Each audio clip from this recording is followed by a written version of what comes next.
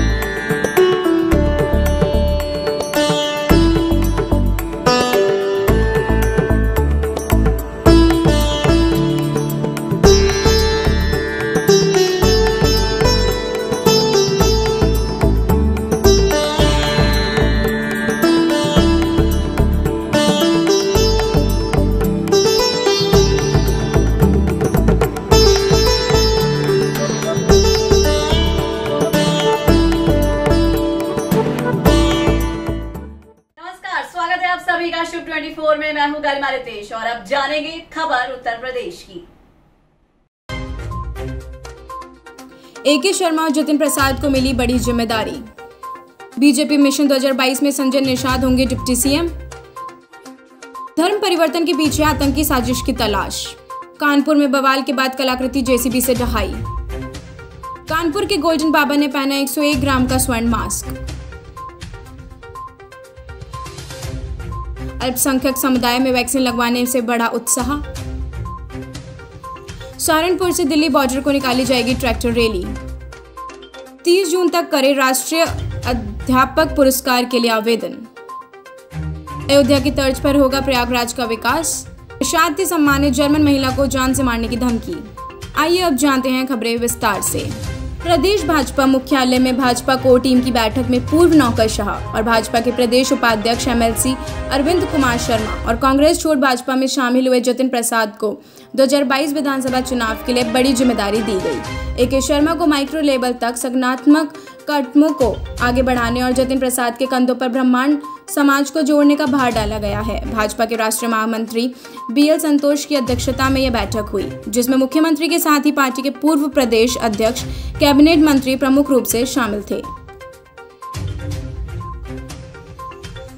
पिछले लोकसभा चुनाव में भाजपा के साथ आई निषाद पार्टी ने अपनी बड़ी मांग सामने रख दी है। पार्टी के राष्ट्रीय अध्यक्ष संजय निषाद ने बताया है कि यूपी विधानसभा चुनाव में उन्हें डिप्टी सीएम का चेहरा बनाया जाना चाहिए। इसके साथ ही मोदी कैबिनेट में पद और राज्यसभा में सीट पर भी उन्होंने अपना दावा पेश किया है। संजय निषाद ने कहा है कि अगर वे उन्हें दुखी करते हैं तो वे भी खुश नहीं रहेंगे।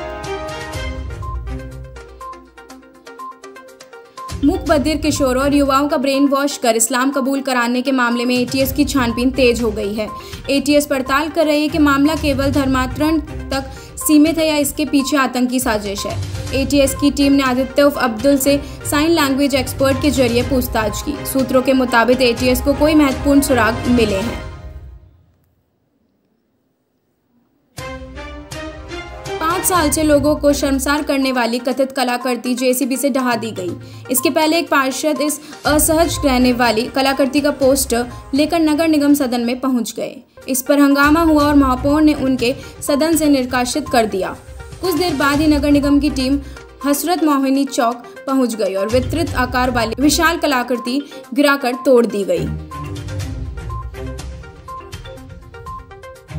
कोरोना की तीसरी लहर की आशंका से इस समय सरकार तैयारियों में जुटी है।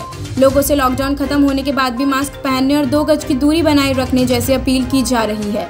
ऐसे में कानपुर के गोल्डन बाबा कहे जाने वाले मनोज सैगर उर्फ मनोजानंद महाराज सोने का मास्क धारण करके चर्चा में है। बाबा ने ये मास्क विविध पूजा अर्चना के बाद धारण किया है। मास्क का वजन करीब 101 ग्राम और कीमत करीब 5 लाख रुपए बताई जा रही है। इस मास्क को शिव स्वर्ण मास्क में नाम से मुंबई के कारीगरों ने खास तौर पर बाबा के लिए डिजाइन किया है। मवाना नगर में मंगलवार को टीकाकरण को लेकर अल्पसंख्यक समुदाय के लोगों ने काफी उत्साह नजर आया। मवाना के कई स्थानों पर लगाए शिविरों में अल्पसंख्यक समुदाय के लोग वैक्सीन लगवाने आए हैं। मवाना में मंगलवार को 388 लोगों ने कोरोना वैक्सीन लगवाई।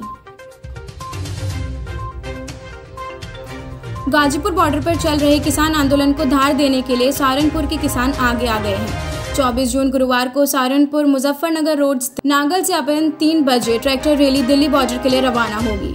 रैली रास्ते में मुजफ्फरनगर मेरठ होते हुए गाजीपुर बॉर्डर पहुंचेगी। इसमें रास्ते के सभी जिलों के किसान में ट्रैक्टर ट्रॉली के रैली में शामिल होते चले जाएंगे। भाकियू नेताओं का दावा है कि हजारों की संख्या में किसान दिल्ली बॉर्डर पर एकत्रित होंगे।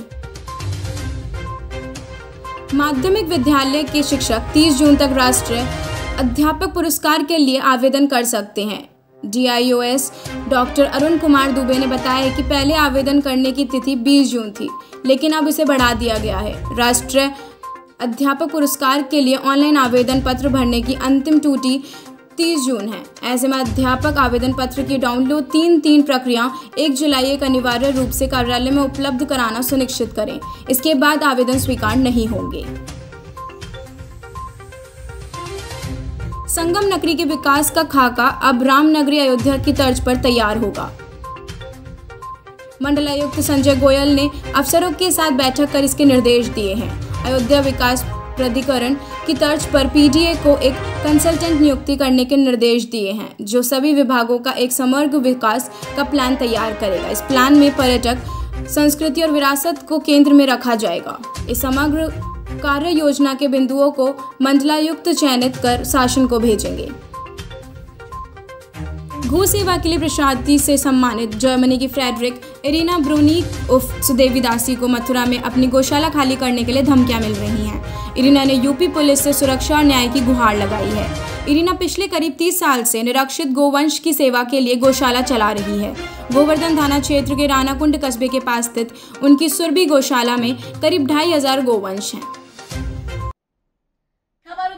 में फिलहाल बस इतना ही। देश और दुनिया की तमाम खबरों के लिए देखते रहिए शुभ 24।